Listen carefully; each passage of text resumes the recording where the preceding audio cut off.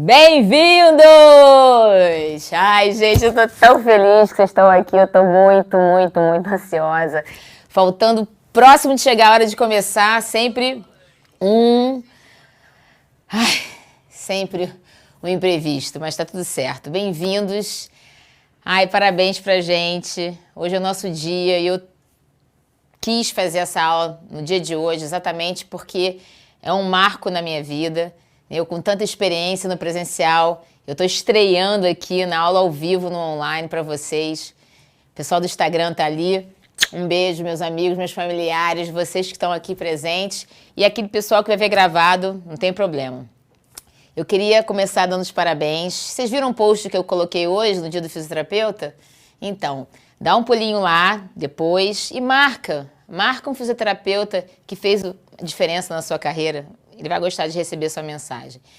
Então, eu estou muito grata por vocês estarem aqui, pelo comprometimento que vocês têm em se tornar cada vez mais um profissional de excelência. Isso para mim, nossa, é realmente uma felicidade enorme, né? E eu queria começar dizendo que um aluno meu falou que infelizmente, talvez não tivesse na minha aula porque era o jogo do Flamengo e eu tenho que dizer para vocês, fica tranquilo, vem para minha aula ao vivo, porque o Flamengo já está 3-0, não é verdade? Já fui informada. E nessa aula você vai ter tantos ganhos, já sabe que o Flamengo vai ganhar, não tem problema. E eu programei essa aula para que tivesse um tempo razoável para manter a atenção de vocês. E porque também eu tenho meus afazeres, inclusive eu até trouxe aqui porque estou na torcida, né? Vocês estão felizes, os flamenguistas, mas se Deus quiser, vou me consagrar hoje também feliz, né? Ganhando os Corinthians. E aí, qual o time que você torce? Porque tem tudo a ver, né? Vocês vão entender que a minha carreira de fisioterapeuta começou através do esporte, começou pelo futebol. Depois eu conto para vocês. Então, eu vou ficar aqui no chat depois dessa aula, então quem tiver dúvida, né, guarda sua dúvida que eu vou responder depois. Essa é uma aula informal que vai falar sobre como construir confiança a cada avaliação. Esse é um tema muito pertinente, eu venho comentando sobre isso nas minhas redes sociais.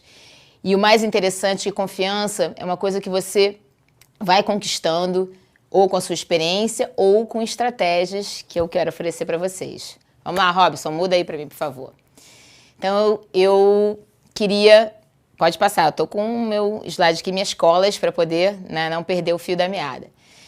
Eu vou mostrar para vocês por que confiança é o elemento chave para que você tenha um sucesso terapêutico. Não só você pensa que o tratamento é uma via de duas mãos. Então, se você tem sucesso terapêutico, significa que o seu paciente também teve sucesso terapêutico. Então, a aula de hoje eu vou demonstrar para vocês como vocês vão seguir, qual o caminho que vocês devem seguir e quais são os pilares, a fundamentação de se ganhar confiança. Esse conteúdo é um conteúdo que ele é de muito valor para o fisioterapeuta. Então, eu peço para vocês, se vocês estão assistindo e tem um grupo de amigos ou no WhatsApp ou um grupo de amigos no Facebook, manda para eles o link. Esse é um vídeo essa é uma aula que vai ficar gravada, mas para ao vivo é tão melhor, né? Vocês vão ver todos os meus erros. O André está aqui me filmando. E acertos, né? Espero. Mas antes de começar, eu quero te fazer algumas perguntas. Como a aula é sobre como construir confiança, eu queria saber se você se identifica com algumas questões que eu levantei durante essa minha temporada de 21 anos como professora. Por acaso você tem insegurança na hora que você vai fazer a avaliação? Ou muita pressa em chegar ao resultado? Ou valoriza mais o tratamento do que a avaliação? Ou tem vontade de colocar a mão no seu paciente para achar as respostas? Ou tem dificuldade de criar mais de uma hipótese confirmando o diagnóstico prévio? Ou, por fim, não consegue transformar o seu conhecimento em resultado? Essas são questões que, ao longo desses anos, eu fui levantando com os meus alunos e tornou muito pertinente o conteúdo que eu vou passar para vocês. E aí? Você se identificou com alguma dessas questões? Ou com todas essas questões? Então vocês precisam ouvir o que eu tenho para falar para vocês. Eu não posso falar sobre confiança sem estabelecer primeiro uma relação com vocês. Eu sei que alguns dos meus alunos que já me conhecem estão aqui porque confiam no que eu vou falar. Isso é muito mais fácil. Mas essa é uma aula no YouTube, uma aula que eu espero que alcance milhares de pessoas e essas pessoas ainda não me conhecem. Então é necessário que a confiança seja estabelecida. E por que vocês devem confiar em mim?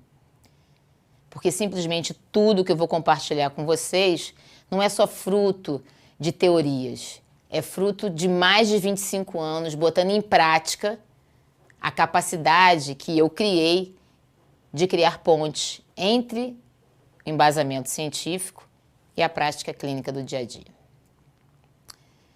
Então vem comigo.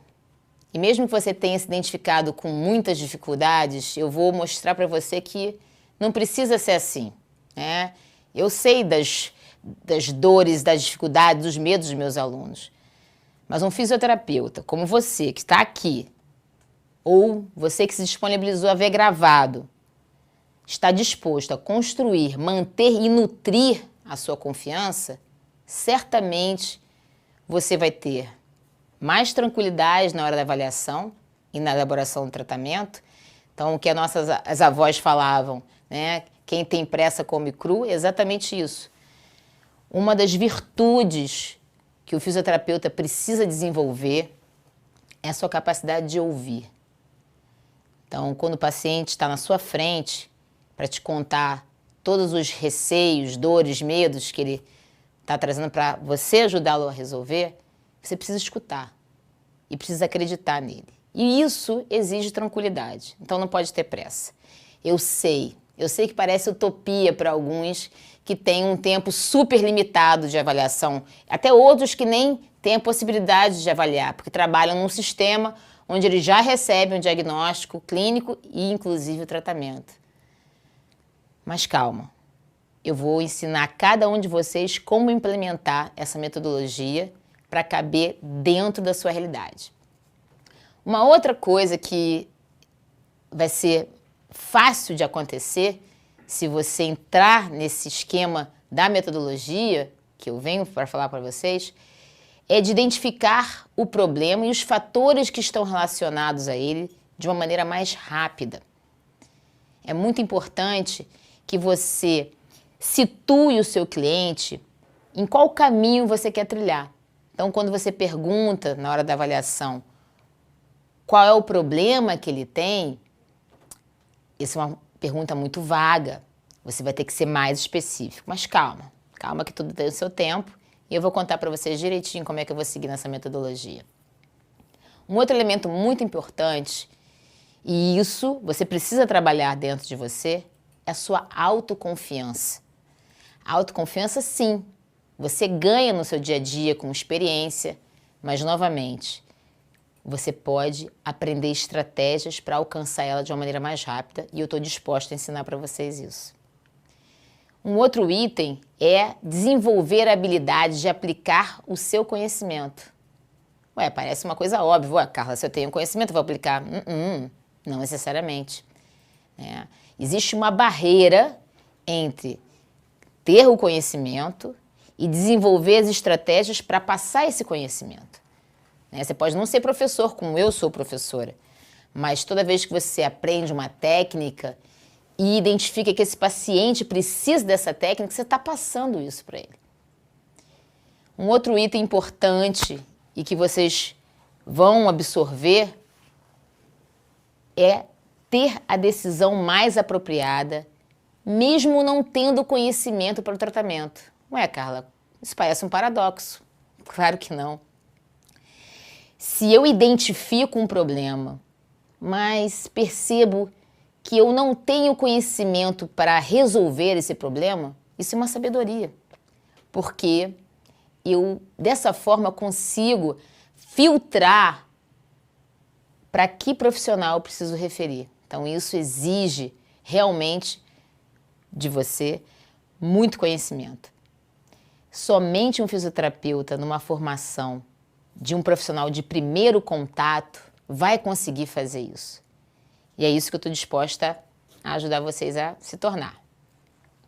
Não depender do diagnóstico de colegas ou outros profissionais da área de saúde para você estabelecer o seu critério diagnóstico. Nossa, gente, isso é um item importantíssimo para o fisioterapeuta. Porque nós não temos a obrigação de dar diagnóstico clínico. Então, não tendo a obrigação de dar o diagnóstico clínico, a nossa função, né, principal é identificar as disfunções. O diagnóstico funcional é uma outra coisa. Então, trabalhar hoje em dia no modelo biomédico é um sistema falido para a gente. Porque como restauradores do movimento e função, nós precisamos ter na nossa bagagem identificações que façam uma análise. Então, quantos de vocês já receberam pacientes com um diagnóstico clínico semelhante? Vamos dar o mesmo diagnóstico, hérnia de disco. Nossa, é um diagnóstico muito comum. Mas o seu paciente A apresenta dificuldades para amarrar sapato, sentar e levantar de uma cadeira, enquanto o outro cliente com o mesmo diagnóstico, no mesmo lugarzinho, tem dificuldade de se permanecer em pé ou caminhar. Então, para o fisioterapeuta, a leitura mais importante não é o diagnóstico clínico, né, gente? É o diagnóstico funcional, ou seja, a incapacidade que possivelmente aquela alteração estrutural está acometendo o seu cliente. Não depender desse diagnóstico faz com que você se torne um terapeuta com mais autoconfiança. E, por fim, você ser capaz de tomar decisões mais assertivas, independente desse diagnóstico. Então, esses 7 itens são muito importantes, porque o resultado, gente, não é a consequência, ele é o meio por onde você vai estabelecer o seu sucesso e, claro, do paciente também. É através dessas relações construídas com confiança que você, durante esse processo, vai dar o retorno desejado para o seu cliente. Mas antes de prosseguir, eu preciso que vocês entendam que essa aula não é uma receita de bolo. Na verdade, eu não acerto sempre. Muitas vezes eu não alcanço o objetivo do meu paciente, muitas vezes eu erro, faço a escolha errada. Mas o motivo que eu estou aqui é que eu sou encantada em acertar, né? Ou seja, eu procuro errar menos. E uma das maneiras que eu me utilizo para errar menos é me certificando que eu uso uma metodologia mais apropriada para o meu trabalho. E aí você pode estar se perguntando, Carla, mas será mesmo que se eu seguir esses caminhos eu vou ter os mesmos resultados, bons resultados? É porque ainda você não conhece a minha história ou minha experiência. Mas eu posso te garantir que se você estiver disposto a colocar em prática exatamente o que eu vou te sugerir, você vai alcançar o nível de confiança e resultados que você deseja. E o mais bacana é que isso independe do nível de conhecimento que você está. Exatamente. Se você hoje é um estagiário, se você atende paciente como estagiário na sua faculdade ou em alguma outra clínica, ou se você já é um profissional já tarimbado, que já caminha na estrada por muito tempo, não importa, porque saber usar o seu conhecimento é um item que você pode conquistar e fazer a maior diferença. Então, eu estou há 21 anos dando aula e nesse tempo eu fiz muitos amigos, muitas amizades e eu recebi alguns vídeos que eu vou postar para vocês verem a dimensão do que essa metodologia que eu estou me propondo a falar para vocês hoje pode acarretar no seu trabalho e nos seus resultados. Gente, eu considero Carla Daniele uma profissional muito diferenciada, uma instrutora que sabe compartilhar o conhecimento que tem. Ela faz isso com maestria. Carla Daniele tem um entusiasmo pela fisioterapia que é contagiante e isso é muito claro nos cursos da Carla. eles têm uma vitalidade, uma energia que é muito importante para a motivação do profissional. E as minhas impressões não poderiam ser diferentes, são fantásticas, a maneira como a Dani se coloca primeiramente, né, como professora, riquíssima em conteúdo, conseguindo fazer pontes, conexões entre conteúdos tão profundos, mas trazendo uma leveza muito significativa que dá uma impressão de que a gente consegue aplicar isso no nosso dia a dia, né? Lançando mão desses recursos, dos pilares do raciocínio clínico para poder entender cada vez melhor como trazer conforto e bem-estar para aqueles que nos procuram. O curso foi um divisor de águas muito importante na minha carreira para que as minhas escolhas com os meus pacientes fossem mais coerentes com o quadro clínico e para que o meu entendimento sobre as patologias que surgem no consultório também fosse mais claro. Eu poder olhar para o paciente, compreender as dores deles, que às vezes eram muito semelhantes, mas poder traçar um plano de tratamento diferente baseado no meu raciocínio clínico. E isso é um aprendizado que eu trago até hoje na minha vida e sou eternamente grato a essa professora. Foi bastante enriquecedor. Eu acho que o curso ele teve um cunho muito interessante, porque ele trouxe tanto a teoria como a aplicabilidade disso na prática e trazendo esses casos clínicos. Então, para mim, foi enriquecedor rever todo o conceito do raciocínio clínico e bastante enriquecedor os casos clínicos que foram trazidos também. Eu quero começar agradecendo a Rô, a Isabela, a Camila, ao Diogo e ao João. Nossa, eu fiquei muito emocionada, eu vi o vídeo agora e, nossa, estou muito grata. Vamos continuar. Então, para que vocês que não me conhecem entendam um pouco da minha expertise, eu queria contextualizar de onde surgiu essa metodologia. E para isso eu preciso contar um pouco da minha história, né?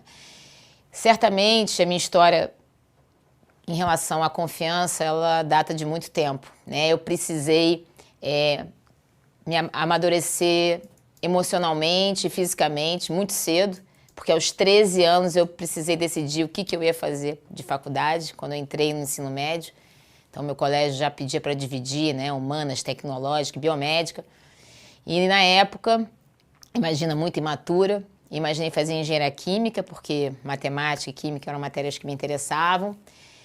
Mas já no segundo ano, possivelmente porque eu era representante de turma no ensino médio, todo o ensino médio, primeiro, segundo, terceiro ano. Se tiver o pessoal, meus amigos fisioterapeutas que estudaram comigo, sabem disso. Eu era representante de esporte, né? Como eu falei para vocês, e a minha ligação com o esporte, ela vem muito tempo, né? Desde criança joguei bola, sou apaixonada por futebol, amo o Fluminense, todo mundo sabe disso.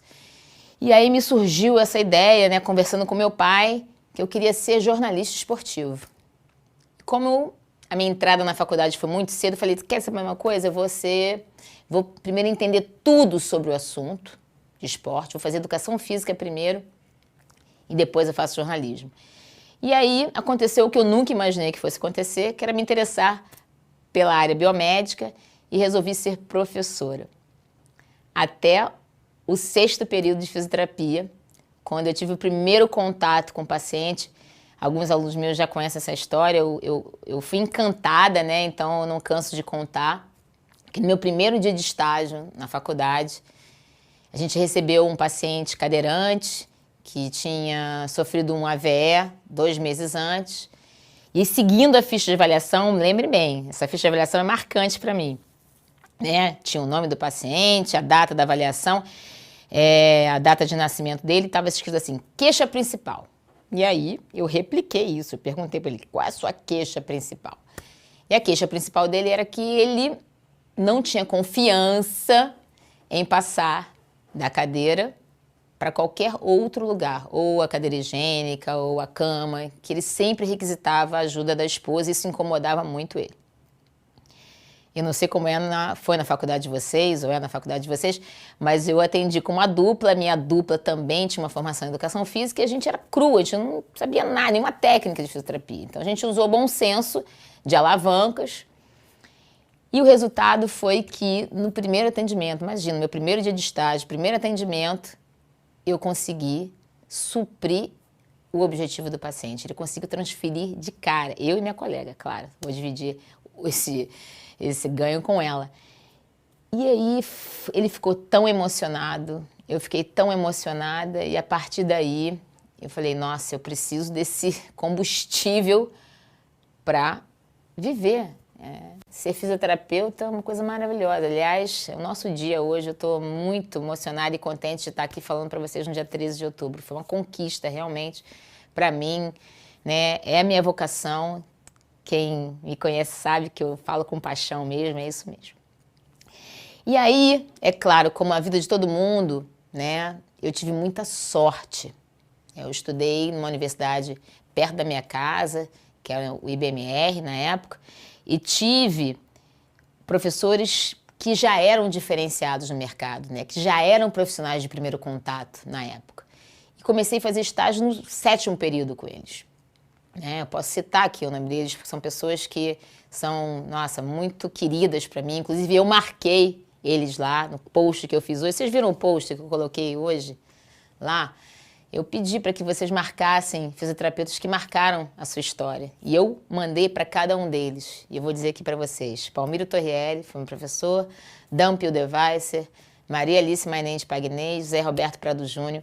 Esses, imagina, né? Esse time de primeira foram os meus mentores. E para vocês entenderem como essa metodologia chegou até meu trabalho, em 95 nós organizamos um curso de um americano, inclusive foi no meu prédio, no salão de festa, onde a minha mãe fazia o coffee break, chamado Gordon Cummins, o falecido Gordon Cummins, que havia feito um mestrado na década de 70 na Austrália. E ele fez o curso, trouxe pra gente o conteúdo do curso e da formação do conceito Maitland. E o grande diferencial dessa formação não foram as técnicas passivas, articulares, fisiológicas e acessórias que a gente aprendeu. E olha que foram muitas, né?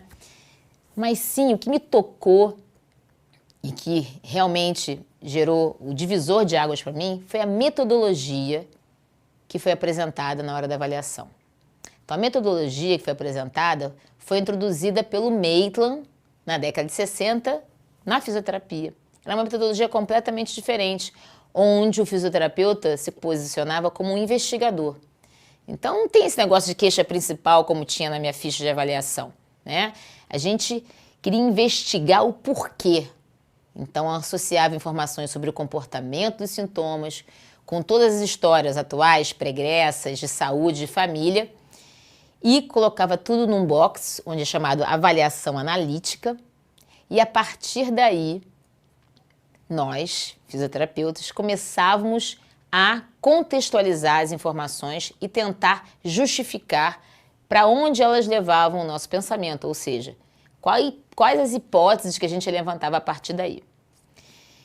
E aí, por conta desse encantamento, eu acabei aplicando para fazer o mesmo mestrado que o Gordon fez, eu apliquei para fazer no ano de 2000 e fui fazer na Universidade de Queensland, num ano extremamente rico da fisioterapia. Por quê? Eu cheguei lá em dezembro de 99, eu sei, eu sou velha mesmo. E em outubro de 99, 4 fisioterapeutas, dentre eles o Chris Myers e a Gwendolyn Joe, que era a chefe de departamento da Universidade de Queensland, sentaram, né, e resolveram criar um movimento que já existia na medicina, chamado Movimento da Fisioterapia Baseada em Evidências. E a partir daí, várias transformações ocorreram na nossa carreira. Vocês que se formaram depois de 2005, 2007, nossa, vocês hoje, né, vocês tiveram uma oportunidade ímpar, né? Quando eu me formei, nem a internet tinha. Então, sentar ao lado, né, de colegas meus, nós éramos 23 na turma, e ter na primeira aula o professor falando de um artigo de 99, eu estava em fevereiro de 2000, nossa, aquilo me marcou muito, né? Eu estou sentada e aí o professor de anatomia bota um artigo e ele dá a opinião dele sobre o artigo e o carinha do meu lado, o Nico Berg, que era um canadense de Vancouver, levanta a mão e fala assim, mas calma aí, eu li esse artigo e eu não concordo com você. Não, eu fiquei pasma, né? Primeira coisa, como é que ele tinha lido o artigo de 99? né? Como ele teve acesso a isso. E segundo, ele estava discordando do professor, ou seja, era uma relação nova para mim, uma relação linear, que é a que eu tento manter com os meus alunos, né? E aí, a partir desse mestrado, eu fui, tendo várias oportunidades. Primeiro, retornei ao Brasil, sendo a ministrante da primeira abordagem da fisioterapia baseada na evidência, que foi a estabilização segmentar. E isso me trouxe muitos amigos, Diogo. Viajei pelo Brasil inteiro. E a beleza de você ter uma abordagem baseada em evidência é que ela está em constante modificação. Então, muitas pessoas comentam sobre o transverso do abdômen, que não vou fazer, para que fazer? Realmente, o transverso do abdômen foi se transformando, mas é inevitável dar os louros para essa equipe, né, da Universidade de Queensland, que levantou o nome da fisioterapia. Então, para eles, eu bato palma. E no ano de 2000, e eu não queria deixar de falar isso para vocês, porque foi uma experiência marcante, e isso, sem dúvida nenhuma, reflete no meu trabalho hoje, nós tivemos o Congresso Pré-Olímpico, né, da Austrália, que foi em Sydney, a Olimpíada, no ano que eu estava lá, mas o Congresso Pré-Olímpico aconteceu em Brisbane, que era na cidade que eu morava. Então, nós, do mestrado de Queensland, fomos direcionados a trabalhar nesse congresso. E aí, eu fiquei muito encantada. Eu falo isso porque desse encantamento surgiu um fruto, que foi o CIRNE.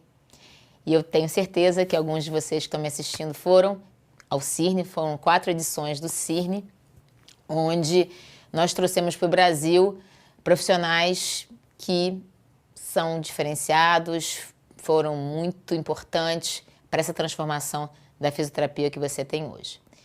E esse movimento de trabalhar, né, essa oportunidade de trabalhar nesse Congresso Pré-Olímpico, me gerou um desejo, e esse desejo foi alcançado 4 anos depois, na Olimpíada de Atenas, onde eu apresentei um trabalho no Congresso Pré-Olímpico lá, e fui convidada pelo governo australiano, e paga pelo governo australiano, para dar um workshop sobre estabilização lombopélvica em atletas. E a partir dessa apresentação, eu recebi um outro convite, que foi uma experiência ímpar, que foi trabalhar num centro olímpico na China, de 2005 a 2007. Então, realmente, uma bagagem que hoje eu trago no meu coração e no meu saudosismo. Foi muito bom ter passado por isso.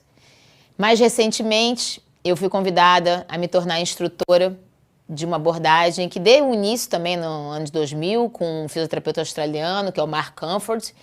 Então, o Kinetic Contra apareceu para mim pelo convite de um amigo muito querido, que é o Pablo Marinho, talvez vocês conheçam ele.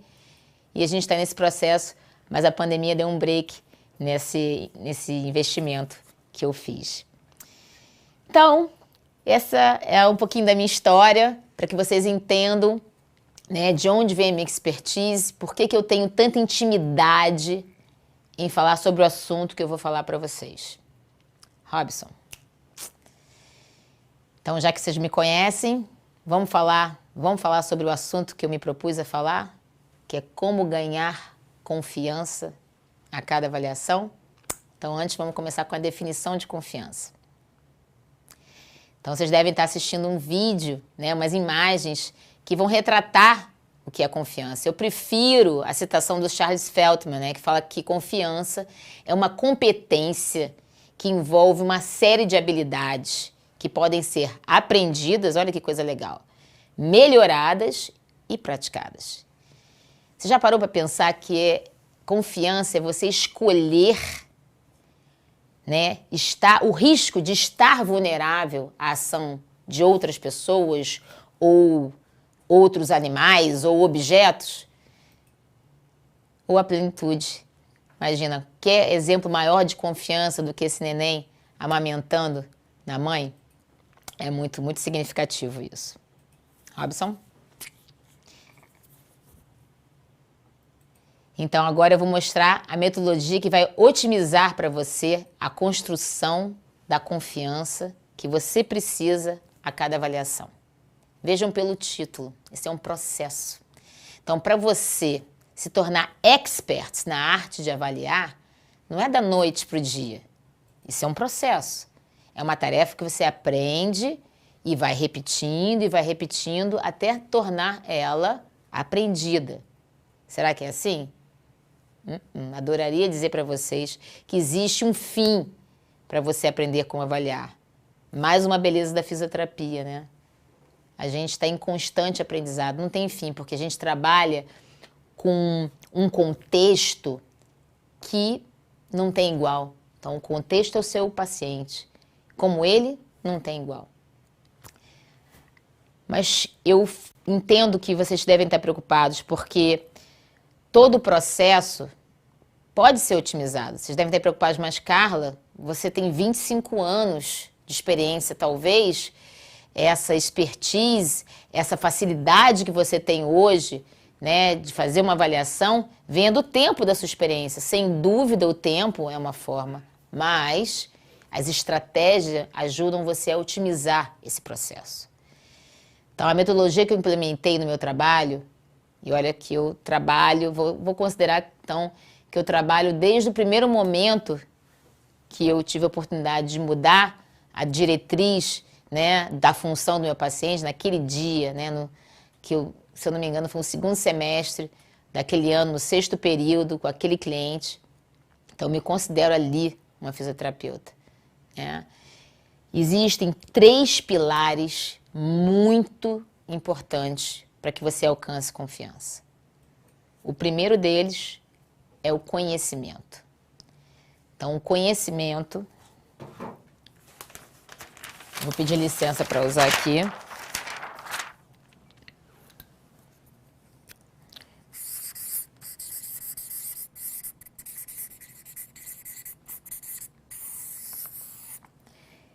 Ao contrário do que muitos pensam, o conhecimento, ele pode ser dividido em 2 coisas. Um conhecimento que é teórico, que é conhecido como proposicional, onde você vai extrair as suas informações de livros, artigos ou pesquisas, mas também tem um outro conhecimento, que é o não proposicional, que é o conhecimento que vem derivado da experiência profissional ou a experiência de outra pessoa. Daí as lives do raciocínio clínico.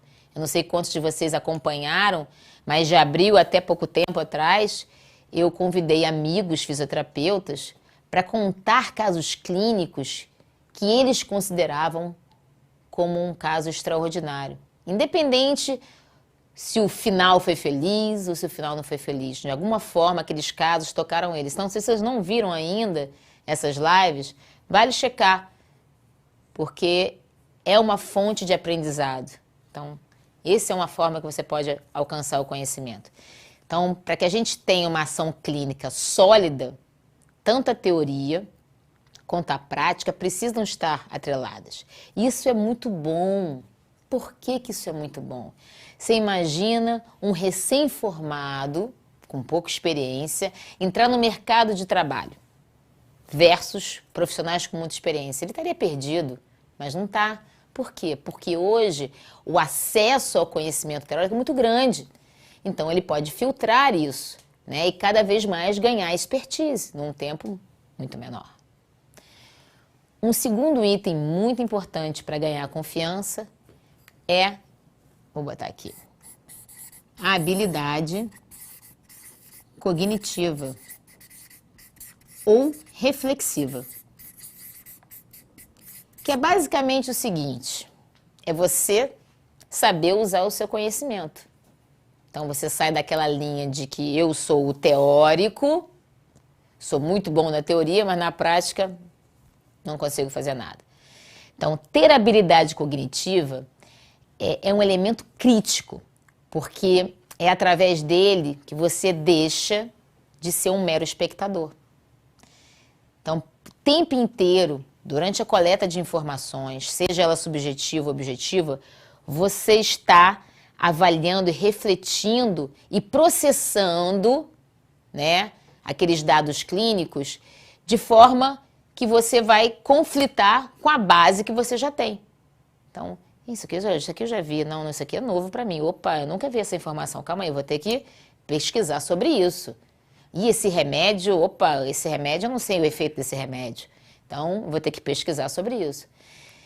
Então, a habilidade cognitiva faz com que você, né, não se perca em nenhum momento da coleta de informações. Você está ali para o seu cliente e está o tempo inteiro querendo justificar. A cada ação que você toma, você tem uma justificativa.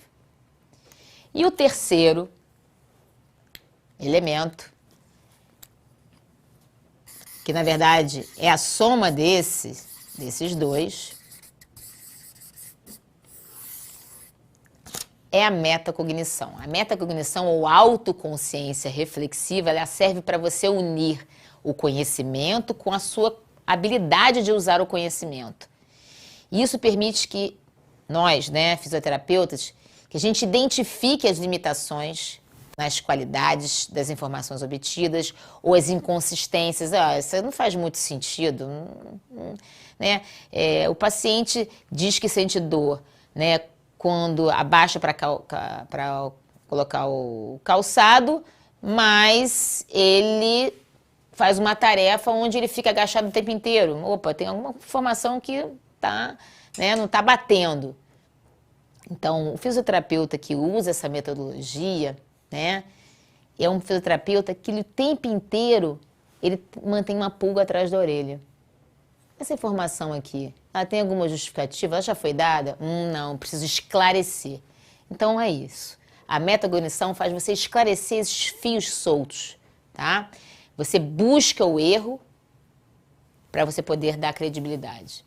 Isso faz com que você reconheça, né, os conhecimentos e habilidades que você tem. E muitas vezes, que você não tem. Então, você vai conseguir reconhecer um caso onde você não tem expertise para tratar. Isso é muito importante. Pasmem, mas o seu paciente, ele vai valorizar você da mesma maneira se você tratar e ele tiver um bom resultado ou se você referir ele para um profissional que alcance isso. E olha, eu vou te dizer, né, e as pessoas que estão me assistindo, se quiserem escrever, né, os seus casos, né, que se já tiveram isso e corroborar com essa minha afirmação, vai ser muito positivo, porque vocês vão ver que isso é muito comum, tá? Então, na verdade, esses 3 pilares que eu estou sugerindo para vocês ganharem confiança são os 3 pilares da metodologia que eu uso, que é chamada, vou botar até outra cor para ficar bonitinho.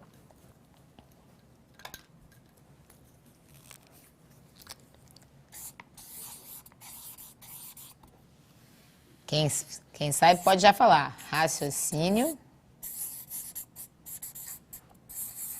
clínico. Raciocínio clínico é um processo, é uma tomada de decisão na prática clínica. É uma forma que você, de pensamento, é uma decisão que você toma baseado no contexto, ela valoriza todos os elementos e não deixa nada de fora. E o raciocínio clínico, ele pode ser aprendido, é uma ferramenta que foi introduzida na fisioterapia, como eu falei antes, não queria falar o nome para deixar no suspense, pelo Maitland, pelo Geoffrey Maitland, quando ele foi fazer a sua formação na Inglaterra, após ter ganho um prêmio, na verdade um prêmio por 2 publicações na década de 60, ele ganhou, né, esse presente de fazer uma formação em terapia manipulativa com Cyriax, e lá a Cyriax já usava o raciocínio clínico.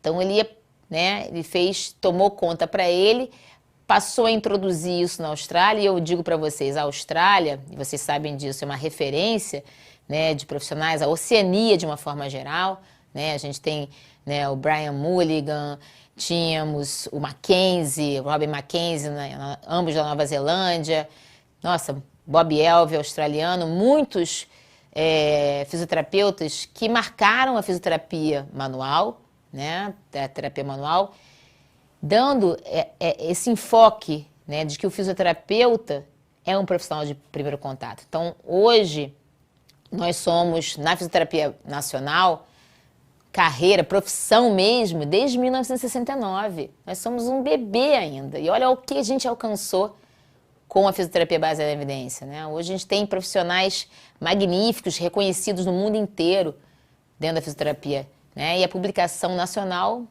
né, alcançou números exorbitantes. Então, nossa, meus parabéns, né? Tenho muitas referências boas da fisioterapia brasileira.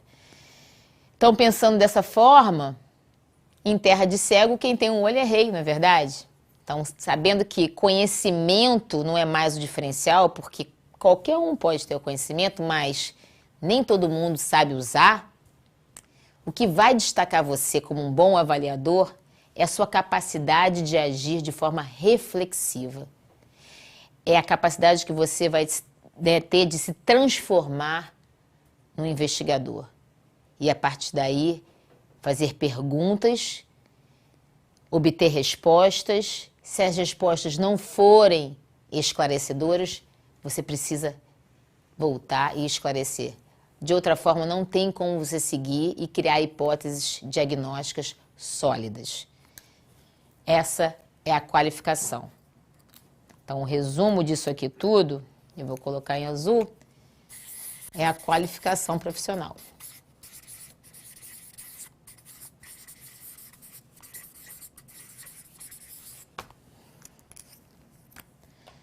Tudo bem? Então, como é que você acha que você pode alcançar essa qualificação profissional?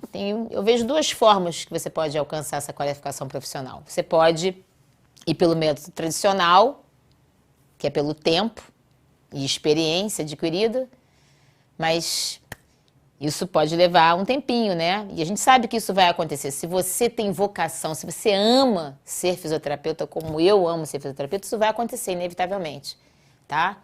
Mas você tem tempo a perder?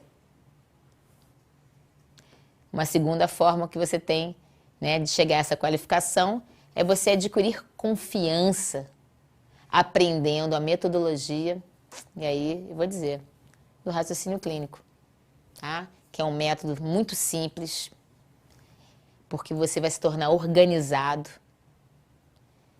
E eu tenho muita experiência nisso. Mas como eu falei para vocês, o resultado vem da execução, da implementação. Então, não basta vocês estarem aqui ouvindo eu falar das minhas experiências, dos meus resultados, sem colocar em prática o que eu quero falar para vocês. Então, tenho certeza que muitos de vocês devem estar falando, o que ela falou até agora é muito óbvio, eu já sei. Mas por que então que eu vejo tanta inquietude, vejo tanta preocupação, vejo tanto, deixa pra lá, não, já fiz a avaliação, né? Você quer alcançar resultados, quer colocar a mão no seu paciente antes mesmo de criar hipóteses diagnósticas. Existe essa inquietude, eu sei disso porque eu sou professora há mais de 20 anos. Então, eu vejo isso nos meus alunos. E aqueles que estão aí podem confirmar aí no chat. Será que realmente você vai precisar pagar para aprender uma outra técnica da fisioterapia? Talvez. Talvez você precise aprender outra técnica. Mas o que eu percebo é que a maioria já tem uma bagagem enorme de técnicas, nem sabe como usar todas elas. Então, a minha sugestão é que vocês parem, respira, veja tudo que você tem de opção e organiza. Essa organização é o raciocínio clínico. Essa organização é você querer dar um passo à frente para se tornar um bom avaliador e a partir de se tornar um bom avaliador, você vai poder alcançar resultados muito mais efetivos do que simplesmente querendo resposta através das suas mãos do que usando o seu julgamento. Então, eu sei que muitas vezes a gente sabe o que tem que ser feito, mas a gente não consegue se organizar, ou não consegue agir, ou não tem tempo para fazer isso. Então, a forma que eu tenho para vocês de como organizar o seu tempo é através da metodologia. E a metodologia, ela é simples, como eu falei antes. Ela é tranquila. Você precisa simplesmente pegar as informações que você já filtrou, as que você conhece, você coloca elas num box. As que você não conhece, você tem que investigar. Não dá para você deixar mais para o outro dia. Tenso, né? Parece tenso, né? Mas qual é a minha proposta para vocês? Como é que eu vou fazer vocês tornar toda essa informação que eu dei, teórica, porque aqui tá na teoria, ninguém fez prática aqui, não é verdade? Num desafio prático. Então, a forma que eu vi pra gente fazer isso, e esse é o motivo pelo qual eu marquei 2 encontros, eu queria que fosse um encontro leve, que não tivesse uma duração muito longa, que eu conseguisse prender a atenção de vocês aqui. E eu dei um desafio e vocês vão receber, as pessoas que estão inscritas vão receber esse desafio. Então, se você não se inscreveu, basta ir lá na minha bio, tem um link. Esse link vai te direcionar para um lugar que você vai receber por e-mail o link dessa aula e ter acesso a esse material. Então, a melhor forma de você aprender é vivenciar a metodologia do raciocínio clínico. Então, vocês vão receber um mapa corporal já pintadinho. O mapa corporal aí na tela. Então, quando você olha esse mapa corporal, o que você pensa? Esse paciente tem o quê? Essa área é aonde? Opa! Eu acho que ele tem uma lombalgia. Será que você já olhou, já viu um paciente com essa queixa, com um mapa corporal igual a esse? Então, a partir do mapa corporal e das informações que vocês vão receber do exame subjetivo, então, todas as informações com relação ao comportamento do sintoma, com relação à história do problema, tanto atual, pregressa, de saúde, familiar, estão nesse documento. Vocês vão ter acesso a isso. Então, o que eu peço para vocês? Para que vocês, usando apenas o seu conhecimento, então eu não queria que vocês fossem pesquisar. Eu queria que vocês participem do conhecimento que vocês têm agora. Por quê? Porque eu quero construir com você um novo conhecimento amanhã. E aí vocês vão ter um dever. Vocês têm que responder 2 perguntinhas. É claro que eu não vou ficar olhando se você respondeu certo ou errado. Isso é para você, tá? E as 2 perguntas são: olhando esse mapa corporal e lendo as informações do exame subjetivo, listar as principais fontes, né? Que tecidos podem gerar essa área, aquela qualidade, aquela profundidade, né? Que tecidos podem ficar comprometidos com as atividades agravantes que esse paciente tem ou as que aliviam, né? Que tecido responde à medicação que ele tomou ou não responde, com o conhecimento que você tem hoje. E a segunda pergunta é a partir desses tecidos que você listar, e eu vou dar uma sugestão para vocês, no mínimo uns 3 tecidos, tá? Porque se a sua hipótese primária for furar no exame objetivo, você fica perdido. Então, eu sugiro aos meus alunos que sempre listem pelo menos 3 fontes. E se tem 3 fontes listadas, pelo menos 3 hipóteses diagnósticas. E lembrem, o fisioterapeuta não tem que dar diagnóstico clínico. Então, você pode olhar essa imagem e falar, acredito que isso seja uma dor discal, proveniente de uma hérnia discal posto-lateral à esquerda, por exemplo. Isso é função do médico. A sua função é dar o diagnóstico funcional. Então, o diagnóstico funcional tem a ver com diminuição de trofismo, né? Mecanosensitividade neural, tudo que envolve função, ok? Então, para finalizar nossa aula, eu quero agradecer a presença de vocês, toda a minha equipe. Eu quero até pegar aqui o meu telefone para vocês verem, né? O pessoal que está no Insta, toda a minha equipe, dá um oi aí. É muita gente envolvida, né? E chamar vocês para a aula de amanhã, né? Que eu vou estar com vocês, esmiuçando esse caso clínico, respondendo todas as perguntas. Aliás, quem está com dúvida sobre a aula de hoje, pode escrever no chat que eu vou ficar aqui para responder, tá bom? E depois partiu para o jogo do Fluminense, né? Esse gado Corinthians. É isso aí.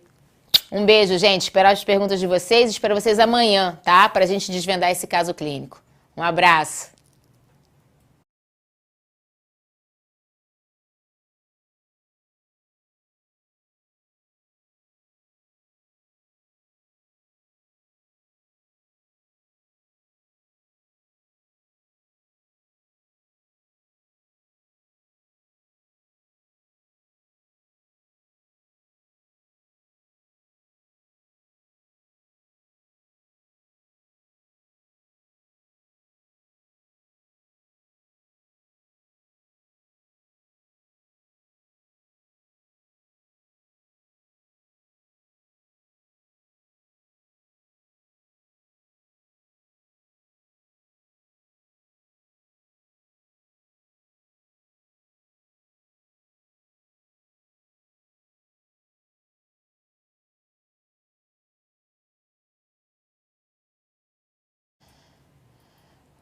Então, só vendo as perguntas aqui, a Marcela perguntou se essa aula vai ficar salva. Sim, ela vai ficar salva, tá? Você pode ver ela depois e a de amanhã também. Tem uma outra pergunta, mas para quem ficar aqui hoje até o final, abrimos umas perguntas, tá? Ansioso para ver. Obrigada, João. Tenho muitos agradecimentos, muitos elogios, muito obrigada. Deixa eu ver a pergunta, tá muito rápido para mim aqui, eu não consigo ler assim. Quem tiver inscrito vai receber um e-mail. Sim. Só reforçando aqui, meu pessoal na produção está dizendo que quem só vai receber esse material quem tiver inscrito. Então, quem não está inscrito, vai lá na minha bio. Você vai ser direcionado, vai receber um e-mail. A partir desse e-mail você vai conseguir se inscrever e aí vai receber tudo, tá? Patrícia, obrigada. Sim. Qual vai ser o placar de hoje? Fluminense 3-0. Silvana foi minha aluna de Recife, um beijo para você. Aliás, eu tive essa oportunidade incrível fim de semana passada de estar em Recife, com uma turma de pós-graduação, e a gente falou sobre raciocínio clínico, né? E eu fiz essa dinâmica com eles, dividindo eles em grupo, e a Sil foi a paciente que a gente avaliou. Então, foi muito valioso ouvir o feedback dos alunos, né? Tipo, pô, eu nunca tinha feito uma avaliação dessa forma, né? Ficou muito mais fácil de eu identificar o caminho que eu tenho que seguir. Então, Sil, depois você faz esse comentário se não é verdade que a gente viveu isso. Obrigada, Carol. Obrigada. Espero que sim. Ela disse que os meus esclarecimentos vão ajudar muitas pessoas. Eu espero que sim. Obrigada, Thaís. Que bom que você gostou da aula. Poxa, só receber elogios, eu queria receber perguntas. Vocês têm que me instigar. Que eu tenho bastante conteúdo para oferecer para vocês. Acho que é só. Tem mais pergunta? Então, estão perguntando aqui para mim, se depois de amanhã, né, a gente vai esclarecer esse caso clínico, sim, a gente vai fazer juntos. Né, vamos esmiuçar o caso clínico. Eu vou responder com vocês as 2 perguntas que eu dei como desafio para vocês e tem mais 3 perguntas.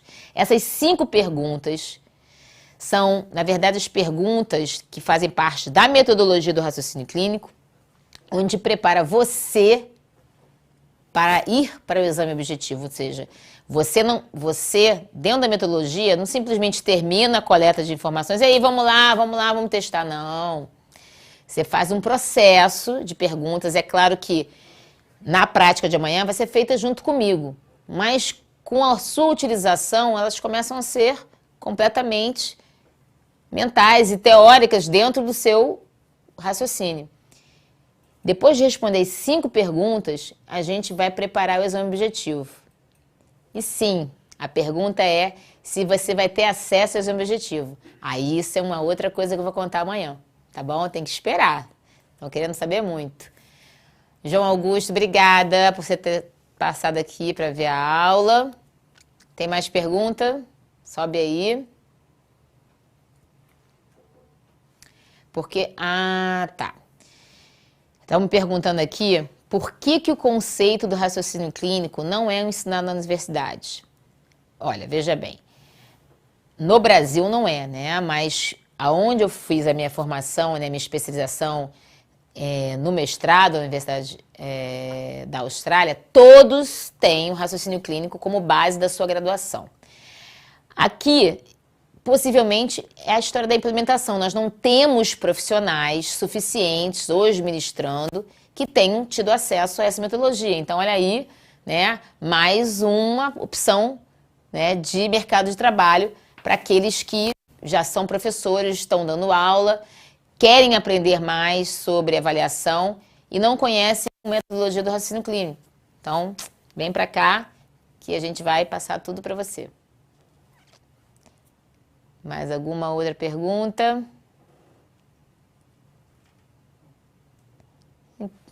E aí, como é que eu termino? Agradecendo, dando boa noite. É isso? Gente, um beijo.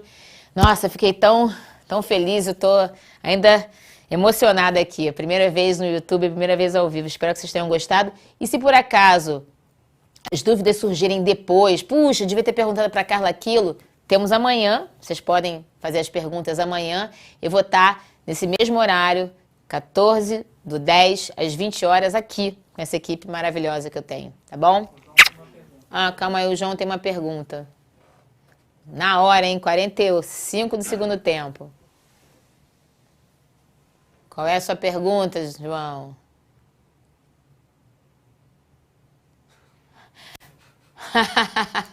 Tá bom. Ele falou que amanhã ele pergunta. Então, João já está garantindo a sua vaga aqui amanhã. Um beijo, gente.